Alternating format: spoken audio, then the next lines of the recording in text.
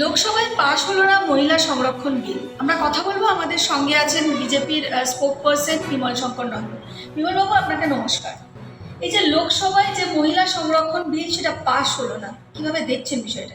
না, এখানে একটা বিষয় তো স্পষ্ট হয়ে গেছে, সেটা হচ্ছে যে আমাদের সমাজে মহিলাদের সামনের দিকে আনার জন্য যে বিশেষ উদ্যোগের দরকার, যে বিশেষ পরিকল্পনার দরকার, যে বিশেষ মেজারমেন্ট নেওয়ার দরকার কনস্টিটিউশনাল বা অন্যান্য, এখনও কিছু রাজনৈতিক দল, যেরকম তারা বামপন্থী হতে পারে, তারা কংগ্রেস হতে পারে, তারা এরকম আঞ্চলিক দল তৃণমূল কংগ্রেস হতে পারে, এরা প্রত্যেকে যে মহিলাদের সামনের দিকে এগিয়ে নিয়ে যাওয়ার পথে একটা বড় বাধা, সেটা কিন্তু প্রমাণিত হয়ে গেল।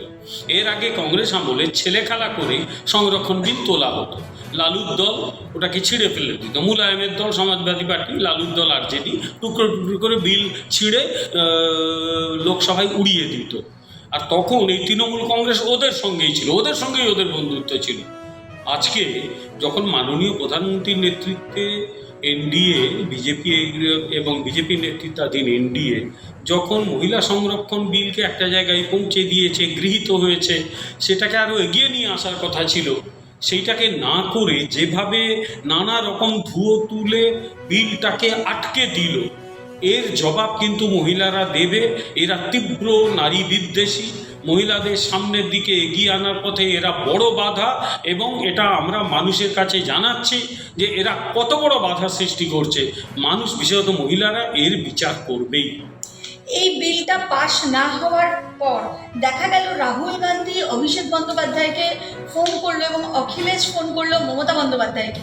মানে এটি কি ইকুয়েশন মনে হচ্ছে? না, ওদের তো ইন্ডি জোট, ওরা যতই নিজের মধ্যে ঝগড়াঝাটি করুক, ওটা ইন্ডি জোটের বন্ধুত্ব। তো ওরা এখানে কংগ্রেস দল তৃণমূলকে গালিগালাজ করে, কিন্তু আসলে আড়ালে ওরা নিজেরা কথা বলে। আজকে তো শুনছি ওদের সভাপতি নাকি বলেছেন, এই রাজ্য সভাপতি, যে প্রয়োজনে তারা তৃণমূলকে সমর্থন করবেন সরকার গঠন করার ক্ষেত্রে। আমি যদি ঠিক শুনে থাকি, জানি না ঠিক শুনেছি কিনা, এটাই ঠিক শুনলাম, অনেকের কাছ থেকে শুনলাম। তো এদের একটা বিষয় স্পষ্ট হয়ে যাচ্ছে, এরা তো নিজেদের মধ্যে আন্ডারস্ট্যান্ডিং করেই চলে। সে কংগ্রেস হোক, সেই সিপিএম হোক, সেই তৃণমূল হোক, এরা তো আন্ডারস্ট্যান্ডিং করেই চলে। কিন্তু একটা ব্যাপারে আমি শুভঙ্কর সরকারকে বলে দিই, মশাই, আপনার এই ইয়ে সফল হবে না, কারণ তৃণমূল কংগ্রেসও ক্ষমতায় আসবে না, ও আপনার দলও কিচ্ছু পাবে না, শূন্য শূন্যই থেকে যাবে। শূন্যর সঙ্গে আর কি হবে, কি যোগ করলে, বাকি যোগ করলে তো আর কিছু হয় না। সুতরাং আপনাদের সে ভরসা আশা পূরণ হবে না। তৃণমূল কংগ্রেসকে সাহায্য করলেও তৃণমূল কংগ্রেস আর ক্ষমতায় আসতে পারবে না, এই দেওয়াল লিখন স্পষ্ট হয়ে গেছে। মুখ্যমন্ত্রী বলছেন ঠিক নির্বাচন আসলেই ইডি সিবিআই এর তৎপরতা বাড়ে এবং ইডি সিবিআই দিয়ে বিজেপি নির্বাচন জেতার পরিকল্পনা করছে, কারণ তারা তো জিততে পারবে না, তাদের সংগঠনও নেই। ইডি সিবিআইকে লাগিয়ে দিচ্ছে এবং সেটা দেখাও গেল। দেবাশিস কুমার একাধিক তৃণমূল নেতাদের বাড়ি রেড করা হয়েছে এবং ইডি সিবিআই সেই রেড করছে বিভিন্ন প্রার্থীদের বাড়িতেও। কি বলবেন? না, মানে নির্বাচনের আগে ইডি সিবিআই রেড করতে পারবে না, ওটা কোথাও আইনে লেখা আছে? যদি লেখা থাকে আমি নিশ্চয়ই এটা অবশ্য করব। যদি লেখা না থাকে তাহলে তো ইডি সিবিআই যে কোনো সময় যেতে পারে, নির্বাচনের সময় যেতে পারে, নির্বাচনে আগে যেতে পারে, পরে যেতে পারে, রেজাল্ট বেরোনো আগে যেতে পারে, পরে যেতে পারে, এটা তো নতুন কোনো কথা নয়। তাই নির্বাচনের সময় ইডি সিবিআই যেতে পারবে না, এটা কোথাও লেখা আছে বলে আমার অন্তত জানা নেই। ইডি কাজ করেছে, সিবিআই এর কাজ করেছে। এই সময় কেন ওরা গেছে সেই উত্তরটা ওরা দিতে পারবে।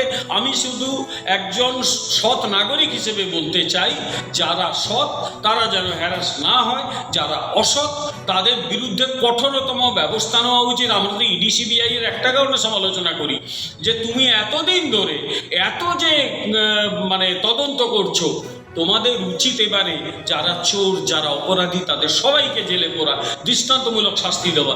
যতদিন না হচ্ছে ইডি সিবিআই এর কেউ যদি সমালোচনা করে, করতেই পারে। কিন্তু বিষয়টা হচ্ছে, দেবাশিস কুমার বলছেন প্রায় 10 ঘন্টার উপরে তার বাড়িতে তার 4টে যে ঠিকানা ছিল সেখানে রীতিমতন তদন্ত চলেছে, রীতিমতন বিভিন্ন কাগজপত্র দেখা দেখি চলেছে।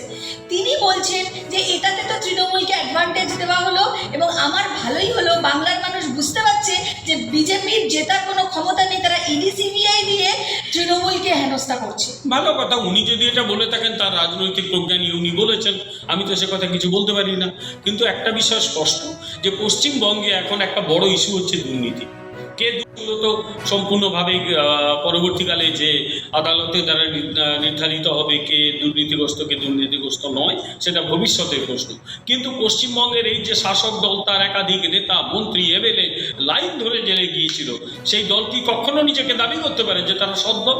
দাবি করতে পারে না। সুতরাং এই দল সম্পর্কে মানুষের যা ভাবনা সেটা তৈরি হয়ে গেছে। সবাই মনে করে এই দলটা অসৎদের দল, এই দলে কোনো সৎ মানুষ নেই। এখন মানুষ এটাই ধরে নিয়েছে।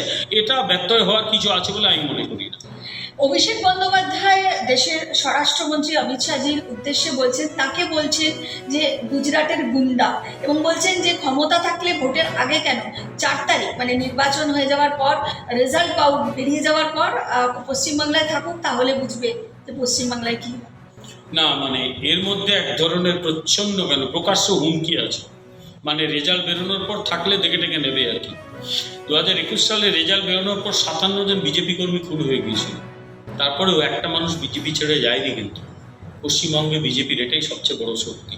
এবং 4 তারিখে কি হবে সেটা ওরা আগে ভেবে দেখুন। আমি আবার বলছি, বিজেপির কর্মী সমর্থকরা মারামারি করে না। তারা যদি মারামারি করতো ইতিহাস অন্যভাবে লেখা হতো। তারা একদম মারামারি করে না।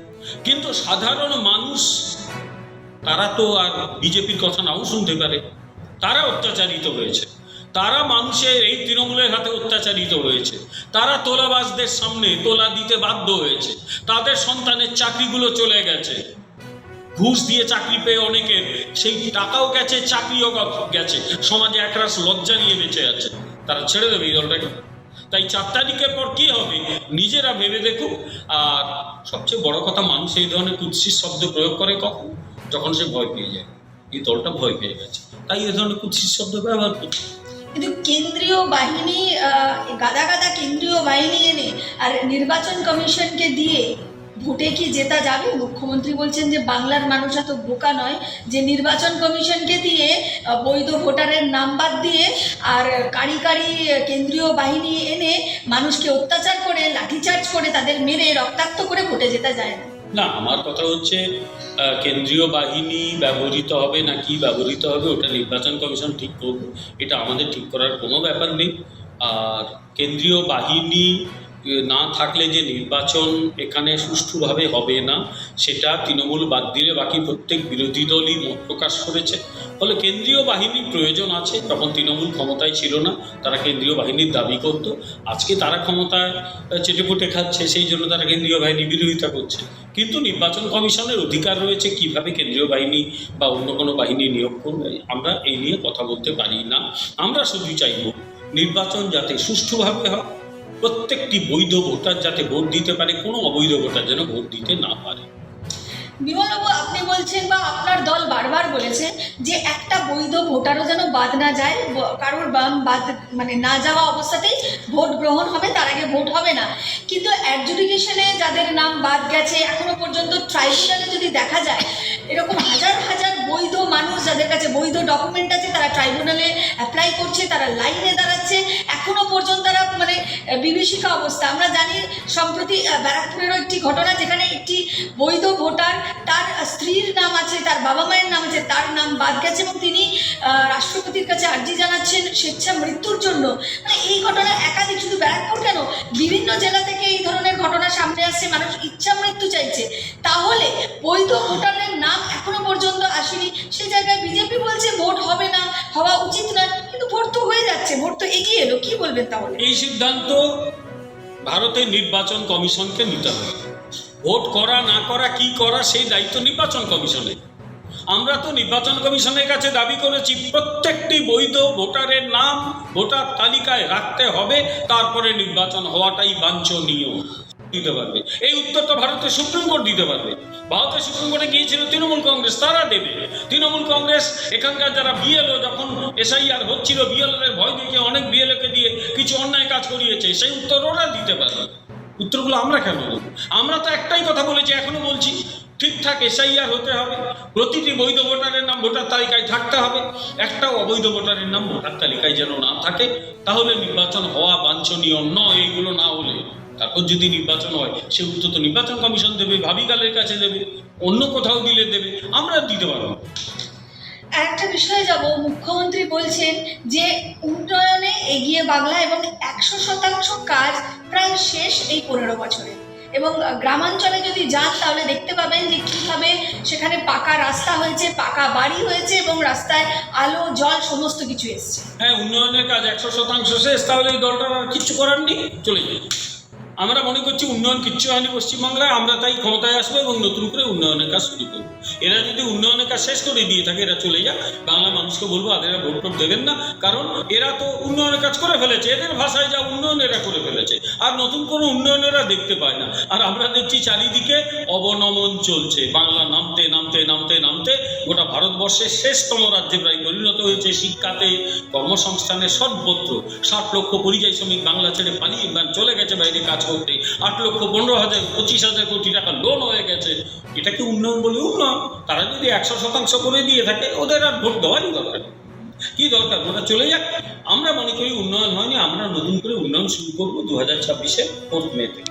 কিন্তু উন্নয়ন শুরু করবেন বলছে, কিন্তু ভাতার কথা তো এই বিজেপিও বলছে, সেই ভাতার রাজনীতি, যে ভাতার এগেনস্টেই বিজেপির লড়াই ছিল বা বিজেপি বারবার বলছে, যেখানে 1,500 টাকা ভাতার জন্য বিজেপি বিরোধিতা করেছিল, সেই ভাতাই তো 3,000 টাকা করে বাংলার মানুষের কাছে দেওয়ার কথা বলছে। একটা ভুল হচ্ছে, আমরা ভাতার বিরোধিতা করিনি, ভাতা দেওয়ার পরে উন্নয়ন বন্ধ করে দেওয়ার বিরোধিতা করেছি। মুখ্যমন্ত্রী বলেছিলেন একটা জায়গায়, ওই যে বিভিন্ন জায়গায় সব কি সব মিটিং করে, সেখানে সেখানে বলেছিলেন, একজন বলেছিল যে একটা সাঁকো বানিয়ে দিতে হবে। উনি বললেন তোমাদের লজ্জা করে না? লক্ষ্মীর ভাণ্ডার দিতে গিয়ে আমার সব টাকা চলে গেছে, সাঁকো বানাবো করতে। আচ্ছা, আরো অনেক জায়গায়, তার মধ্যে একটা জায়গা হচ্ছে আসামে অরুণোদয় যোজনাতে। আচ্ছা, অরুণোদয় যোজনা ঠিক লক্ষ্মীর ভাণ্ডারের আগে কিন্তু ওটা চালু হয়েছে। লক্ষ্মীর ভাণ্ডার 2021, অরুণোদয় যোজনা 2020-তে। আসামের মুখ্যমন্ত্রী কোথাও গিয়ে বলেছেন যে আমি অরুণোদয় যোজনায় মহিলাদের হাতে টাকা দিই, আমি ব্রিজ বানাতে পারবো না, কালভার্ট বানাতে পারবো না, বলেন। পরবর্তীকালে আরো অনেক রাজ্যে, মধ্যপ্রদেশের নাম বলি, লাডলি যোজনা সেখানে চালু হয়েছে। মধ্যপ্রদেশের মুখ্যমন্ত্রী কোথায় গিয়ে বলেছেন যে আমি কোনো ভাতা দিতে পারবো, কোনো ব্রিজ বানাতে পারবো, ভাতা দেবো, ব্রিজ বানাবো। আমরা বলছি আমরা যা মহিলাদের টাকা দেব, কারণ মহিলাদের সশক্তিকরণে আমরা সবসময় সামনের সারিতে থাকি। তাদের হাতে অর্থ দিলে তারা অর্থ খরচ করতে পারবে, তাদের এক ধরনের শক্তি বাড়বে, মানসিক জোর বাড়বে, আর তার সঙ্গে দেশের উন্নয়নও করবো, পশ্চিমবঙ্গের উন্নয়ন করবো। এরা কিচ্ছু করেনি পশ্চিমবঙ্গের কোনো উন্নয়ন, কোনো শিল্প আসেনি, কৃষির কোনো উন্নতি হয়নি। পশ্চিমবঙ্গ ধান উৎপাদন 1 নম্বর ছিল, এখন 3 নম্বরে চলে গেছে। মহিলাদের টাকা দেওয়া যায়, যুবকদের চাকরি না পেলে বেকার ভাতাও দেওয়া যায়, কিন্তু বেকার ভাতা তো চূড়ান্ত সমাধান নয়। তাকে 1,500 টাকা বেকার ভাতা, তার কর্মসংস্থান, সে 30,000 টাকা দামে চাকরি করুক, ওটাই তো আমরা চাইছি। সে একদিন নিজে বলবে যে না, আমার এই টাকা লাগবে না। যে মহিলা 30,000 টাকা 50,000 টাকা দামে চাকরি করবে, সে মহিলা নিজেই বলবে আমার এই 3,000 টাকা কী হবে, আমি 30,000 টাকা দামে চাকরি করছি। আমাদের লক্ষ্য তো আলটিমেটলি মানুষের হাতে কাজ তুলে দেওয়া, স্থায়ী কাজ তুলে দেওয়া। সেইটা যদি আমরা তুলে দিতে পারি মহিলাদের হাতে, তাহলেই সমস্যার সমাধান হবে। কিন্তু সেইটা না করা অবধি মহিলাদের হাতে আমাদের টাকা দিতে হবে, বা বাকিদের হাতেও আমরা নগদ টাকা দিতে হবে। কারণ প্রত্যেক মানুষের একটা মর্যাদা আছে। সেই মানুষটি যখন হাতে কিছু টাকা পেয়ে খরচ করছে, তাহলে অন্তত কারো কাছে থেকে হাত পাততে হচ্ছে না। আমাদের এখানে মহিলাদের এটা অনেক আগে দরকার ছিল, এখনো দরকার। আমরা সেই এটা পূরণ করছি। 2026-এর নির্বাচন তো একদমই দোরগোড়ায়, কি বলবেন? বাংলার মানুষকে কি বলবেন? বাংলার মানুষকে একটাই কথা বলতো, 15 বছর অনেক যন্ত্রণা সহ্য করেছেন। এই দল অনেক কথা দিয়ে এসছে, কিচ্ছু কথা রাখে। এই সুনীল গঙ্গোপাধ্যায় একটা কবিতা আছে, কেউ কথা রাখেনি, কেউ কথা রাখে না। কিন্তু পরের লাইনটা ভুলবেন না, কেউ কথা রাখে না ঠিক নয়। হ্যাঁ, এরা কেউ কথা রাখে, কংগ্রেস কথা রাখে, সিপিএম কথা রাখে, তৃণমূল কংগ্রেস কথা রাখে, বিজেপি কথা রাখে। অন্য জায়গায় দেখুন, আমার মুখের কথাই বিশ্বাস করতে হবে না। যে অবস্থায় ভারতীয় জনতা পার্টি এবং জনতা দল ইউনাইটেড ক্ষমতায় এসেছিল বিহারে, আজকে বিহার কোন জায়গায় দাঁড়িয়েছে? যে অবস্থায় ভারতীয় জনতা পার্টি ক্ষমতায় এসেছিল মধ্যপ্রদেশে, আজকে মধ্যপ্রদেশকে কোন জায়গায় নিয়ে গেছে? আজকে ত্রিপুরাকে কোন জায়গায় নিয়ে গেছে? আজকে আসাম, শিল্পপতিদের অন্যতম ডেস্টিনেশন আসাম। আসাম এখন আর্থিক দিক দিয়ে পশ্চিমবঙ্গকে ছাড়িয়ে যাচ্ছে। তো সেগুলো দেখবেন না, ওগুলো দেখুন আগে, যে বিজেপি যেখানে আসে বিজেপি কথা রাখে। তাই এরা কেউ কথা রাখেনি, বিজেপি কথা রাখবে, বিজেপিকে ভোট দিন, বিপুল ভোটে বিজেপিকে জয়ী করান, দেখবেন আমরা সোনার বাংলা। অসংখ্য ধন্যবাদ।